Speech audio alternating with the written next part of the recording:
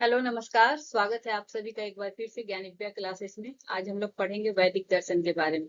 अभी तक हम लोगों ने नास्तिक दर्शन के बारे में जाना, जिसमें बौद्ध धर्म और जैन दर्शन के बारे में हम लोगों ने जाना है।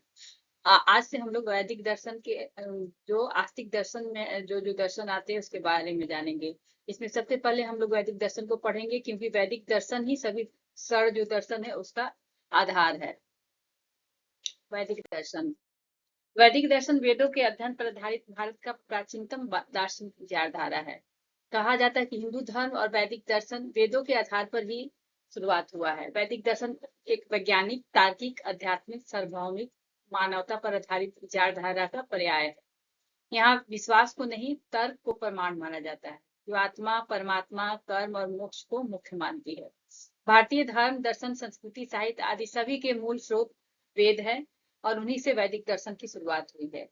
यह दर्शन तर्क मीमांसा, ज्ञान मीमांसा, सौंदर्य मीमांसा और आध्यात्मिक अनुभूतियों का मिश्रण है, जो जीवन के परम लक्ष्य के रूप में मोक्ष प्राप्ति को मानता है। और इसी दर्शन का अनुसरण करते हुए वैदिक दर्शन में षड दर्शन का शुरुआत हुआ है, जिसे 6 आस्तिक दर्शन माना जाता है, जिसे हमारे सिलेबस में है, हमें पढ़ना है। और ये जो 6 दर्शन है, ये वेदों की प्रामाणिकता को विश्वास करते हैं। ये सरल दर्शन निम्नलिखित है। न्याय, जिसे गौतम ऋषि ने दिया था, जो तर्क और ज्ञान मीमांसा पर आधारित है, जो सत्य ज्ञान को मोक्ष का साधन मानता है। वैशेषिक, कणाद ऋषि ने दिया था, जो परमाणु सिद्धांत के माध्यम से वास्तविकता का वर्णन करता है, जो भौतिक पदार्थ की जानकारी देता है। सांख्य, कपिल मुनि ने दिया था, जिसे प्रकृति को उन्होंने सक्रिय ऊर्जा माना है, पुरुष को निष्क्रिय चेतना। और यह द्वैतवादी सिद्धांत पर आधारित है, जो सृजन का आधार होता है। ये एक ऐसा दर्शन है जो ईश्वर को नहीं मानता है, लेकिन वेद को मानता है। योग, पतंजलि इसके ये पतंजलि इस योग को दिया था। इसमें आत्मनियंत्रण, ध्यान और शारीरिक मानसिक अनुशासन को योग्य के माध्यम से पूर्ति की जाती, और फिर उसे मोक्ष की प्राप्ति के मार्ग पर ले जाया जाता था। पूर्व मीमांसा, इसे जैमिनी ने दिया है। वेदों के कर्म कांड के भाग पर केंद्रित जो धर्म है, जब उपनिषद का, वेदांत का जब बंटवारा हुआ, तो इसे 2 भाग में विभाजित किया गया, पूर्व मीमांसा और उत्तर मीमांसा। पूर्व मीमांसा जिसे जैमिनी ने किया था, और इसमें वेदों के कर्म कांड उल्लेखित है, जिसमें धर्म, नैतिक कर्तव्य, अनुष्ठान, यज्ञ के विधि आदि पर इसमें मंत्रों को लिखा गया और उसी पर जोर दिया गया है। उत्तर मीमांसा इसे ऋषि बदरायण ने दिया था, जिसे वेदांत कहते हैं, उपनिषदों पर आधारित है, जो ब्रह्म और आत्मा के अंतर संबंध, अद्वैतवाद की व्याख्या करता है। ये सभी दर्शन वेदों को मानते हैं, इसलिए इन्हें आस्तिक कहा गया है। वेद के प्रकार। वेद किसी भी एक ग्रंथ का नाम नहीं है। ये न किसी मनुष्य की रचना है, न किसी देवता की। वेद एक संपूर्ण साहित्य है, जिसकी विशाल परंपरा है। भारतीय साहित्य की यह प्राचीनतम और अनुपम धरोहर के रूप में वेद का ही नाम आता है। वेद विश्व साहित्य का सबसे पुराना रचना है, और इसे ईश्वरीय बोध तथा ज्ञान के रूप में माना जाता है। माना जाता है कि वेद को किसी व्यक्ति ने नहीं लिखा है, बल्कि इन्हें अपौरुषेय मतलब मनुष्य द्वारा रचित नहीं कहा जाता है। मान्यता के अनुसार ये ईश्वर की वाणी है, जो प्राचीन ऋषियों को ध्यान समाधि से प्राप्त हुई थी।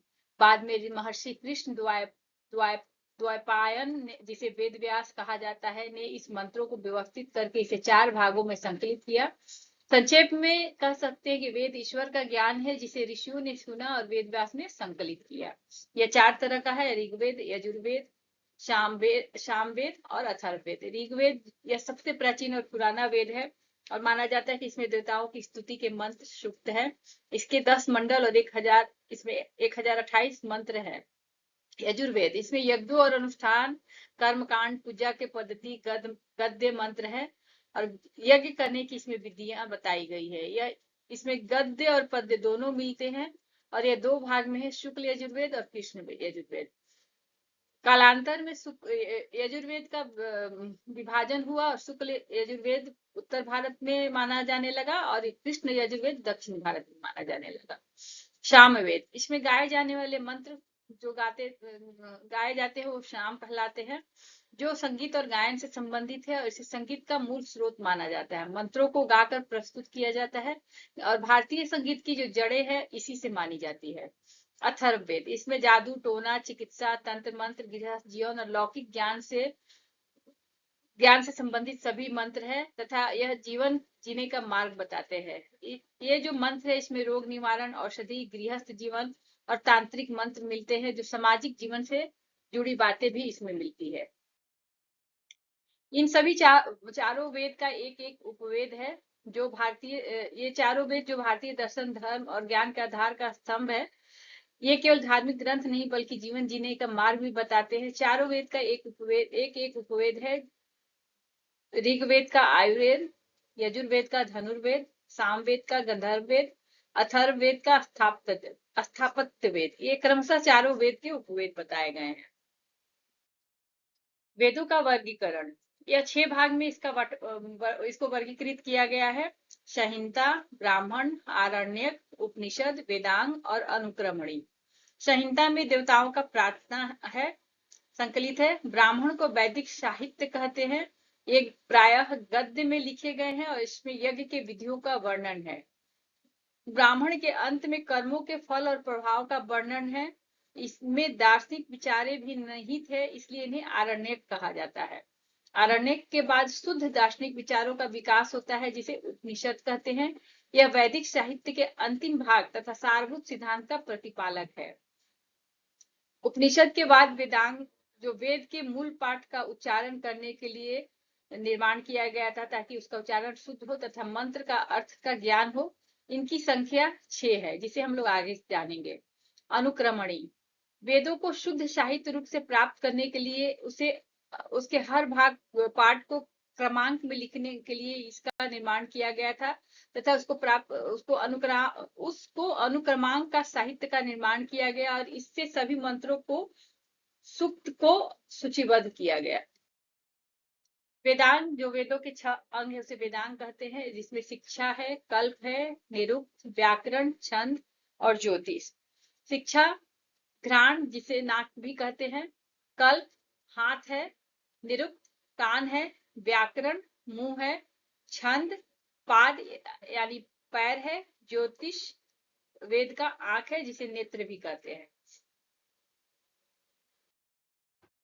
उपनिषद, वेद का आधार कर्म है परंतु उपनिषद का आधार ज्ञान है। भारतीय दर्शन के इतिहास में उपनिषद का बहुत ही महत्वपूर्ण स्थान है क्योंकि भारतीय दर्शन के विभिन्न संप्रदायों का स्रोत जो है वह उपनिषद ही है। उपनिषदों को दर्शन का आध्यात्मिक दर्शन कहा जाता है और ब्रह्म की साधना ही उपनिषदों का मुख्य लक्ष्य है।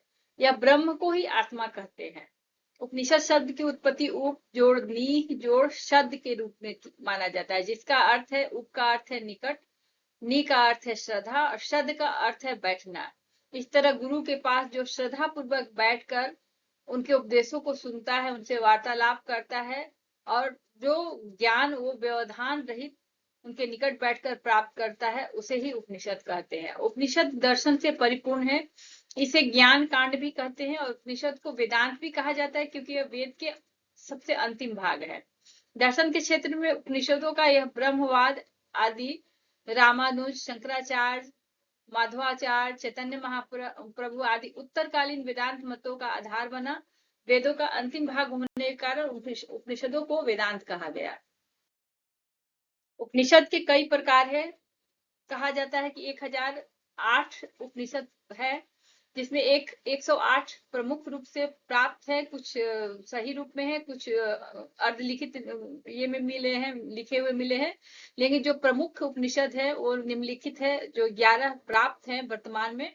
ईश उपनिषद, केन उपनिषद, कठ उपनिषद, प्रश्न उपनिषद, मुंडक उपनिषद, मांडुक्य उपनिषद, ऐतरेय उपनिषद, तैत्तिरीय उपनिषद, छांदोग्य उपनिषद, बृहदारण्यक उपनिषद और श्वेताश्वतर उपनिषद।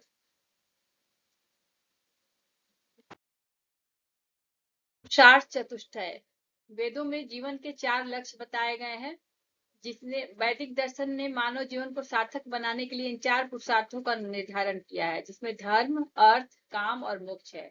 उन्होंने मनुष्य को सबसे पहले धर्म के माध्यम से कर्तव्य, सदाचार और नैतिक मूल्यों का पालन करना बताया है। उसके बाद जीवन जीने के लिए अर्थ, ईमानदारी और न्यायपूर्ण तरीकों से भौतिक समृद्धि और धन अर्जित करना बताया गया है। जब धन अर्जित कर लेने पे मनुष्य को काम यानी जीवन के सुखों और इच्छाओं को मर्यादित पूर्ति बताया गया है। तत्पश्चात मोक्ष की प्राप्ति के लिए आध्यात्मिक पूर्णता और दुखों से आत्यंतिक मुक्ति मतलब अंतिम लक्ष्य बताया गया है। शिक्षा प्रणाली।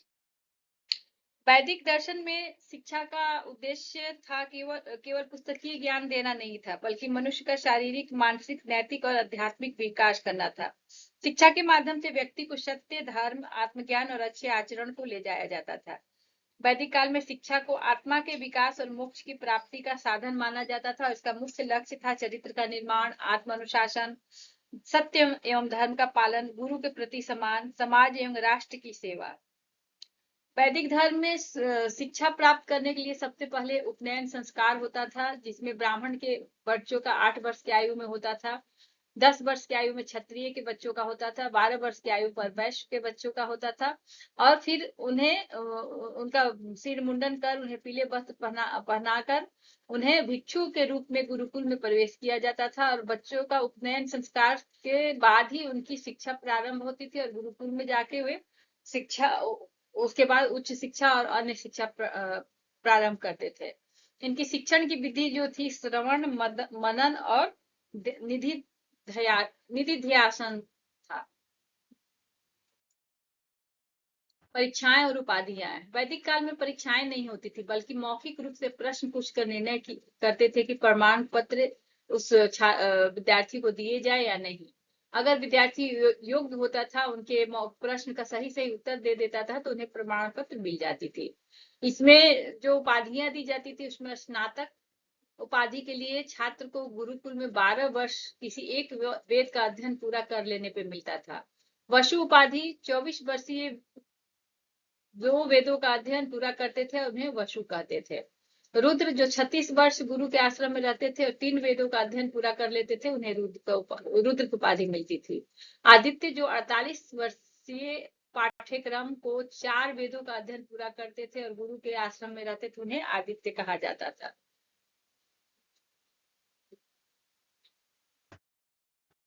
इसके अलावा अन्य शिक्षा जो है, वैदिक काल में स्त्री शिक्षा का भी उल्लेख मिलता है, जिसमें महिलाओं की शिक्षा कुछ विदुषी महिलाओं का नाम है, जिसमें विश्वरा, अपाला, होमसा, सरस्वती, घोषा, गार्गी आदि अनेक विदुषी महिलाओं की नाम मिलता है। लेकिन इन स्त्रियों की शिक्षा बहुत सीमित थी। कुछ ही महिलाएं थी जिन्हें शिक्षा प्राप्त होता था। शिक्षा का केंद्र था तक्षशिला, पाटलिपुत्र, मिथिला, धार, कन्नौज, नासिक, कर्नाटक और कांची। उस समय के यह मुख्य शिक्षा केंद्र थे। इस तरह वैदिक शिक्षा प्रणाली आधुनिक भारतीय शिक्षा प्रणाली का नींव का पत्थर है। उसी के आधार पर आधुनिक शिक्षा प्रणाली का विकास हुआ। इसके कुछ ग्रहणीय तत्व है: निःशुल्क शिक्षा, व्यापक उद्देश्य, व्यापक पाठ्यचर्या, गुरु शिष्य का अनुशासन जीवन, गुरु शिष्य के बीच मधुर संबंध और शिक्षण संस्थानों की संस्कार प्रधान पद्धति। गुरु का स्थान वैदिक दर्शन में अत्यंत गुरु को सम्मान दिया जाता था। गुरु को ज्ञान का प्रकाश माना जाता था। कहा भी जाता था गुरु ब्रह्मा, गुरु विष्णु, गुरु देवो महेश्वरा। इस तरह वैदिक दर्शन में शिक्षा का उद्देश्य केवल रोजगार प्राप्त करना ही नहीं, बल्कि आदर्श मानव बनना था। और शिक्षा व्यक्ति को ज्ञान, संस्कार, अनुशासन और आध्यात्मिकता प्रदान करती थी। वैदिक दर्शन में 6 प्रमाणों को माना गया है। यह बहुत ही महत्वपूर्ण है। हर दर्शन अपना अलग अलग प्रमाण माना है, जिसमें ऋषि चरवाक जिसमें चरवाक दर्शन है, जिसके ऋषि बृहस्पति ने जिसके जन्मदाता है, प्रतिपादक है। इन्होंने सिर्फ एक प्रमाण माना है, प्रत्यक्ष। ये 6 प्रमाण है: प्रत्यक्ष, अनुमान, उपमान, शब्द, अर्थापत्ति और अनुपलब्धि। प्रत्यक्ष मतलब इंद्रियों द्वारा सीधा अनुभव, जिसे परसेप्शन कहते हैं। अनुमान तर्क या निष्कर्ष द्वारा अर्थ निकालना, जिसे इन्फेरेंस कहते हैं। उपमान सादृश्य या तुलना करना, कंपैरिजन। शब्द जिसे जैन धर्म में आगम कहते हैं। आप्त पुरुष मतलब जो वेद पुरुष है, जो महान पुरुष हैं, या शास्त्रों में जो वचन लिखे गए हैं। अर्थापत्ति परिस्थिति के अनुसार आधार पर कल्पना करना, अनुपलब्धि अभाव या अनुपस्थिति का ज्ञान करना। अब हम समझेंगे कि हर जो दर्शन है उसमें कौन कौन से प्रमाण को लिए गए, जिसमें चरवाक ऋषि जो कि नास्तिक धर्म है, और इसके चरवाक दर्शन जिसे इसके प्रतिपादक बृहस्पति है, इन्होंने सिर्फ प्रत्यक्ष को माना है। वैशेषिक ऋषि कणाद ने दिया है, यह प्रत्यक्ष और अनुमान दो प्रमाण को मानता है। बौद्ध दर्शन गौतम बुद्ध ने दिया है, यह प्रत्यक्ष और अनुमान यह भी दो को मानता है। सांख्य ऋषि कपिल ने दिया है, यह प्रत्यक्ष अनुमान और शब्द तीनों को मानता है। योग ऋषि पतंजलि ने दिया है, यह प्रत्यक्ष अनुमान और शब्द यह भी तीन प्रमाण को मानता है। जैन महावीर ने दिया है, यह भी प्रत्यक्ष अनुमान और शब्द के जगह पर ये अपने जो ग्रंथ है उसे आगम उसे मानते हैं। न्याय ऋषि गौतम ने दिया था, यह प्रत्यक्ष अनुमान उपमान और शब्द चार प्रमाण को मानते हैं। प्रभाकर मीमांसा इन्होंने 5 प्रमाण को माना है, प्रत्यक्ष अनुमान उपमान शब्द और अर्थापत्ति। कुमारी भट्ट और वेदांत ने 6 परमाणु को माना है, जिसमें प्रत्यक्ष अनुमान उपमान शब्द अर्थापत्ति अनुपलब्धि 6 को ही इन दोनों ने माना है। इस तरह वैदिक दर्शन भारतीय संस्कृति और शिक्षा की आधारशिला है। यह मनुष्य को नैतिक आध्यात्मिक और आदर्श जीवन जीने की प्रेरणा देता है। वैदिक दर्शन वेदों पर आधारित प्राचीन ज्ञान है, जिसका मुख्य लक्ष्य मनुष्य का आध्यात्मिक उत्थान और मोक्ष, जो कि जन्म चरण के चक्र से मुक्ति देता है, को प्राप्त करना है। यह भौतिकता के बजाय आत्मज्ञान, नैतिकता और ब्रह्मांडीय व्यवस्था के संतुलन पर विशेष बल देता है।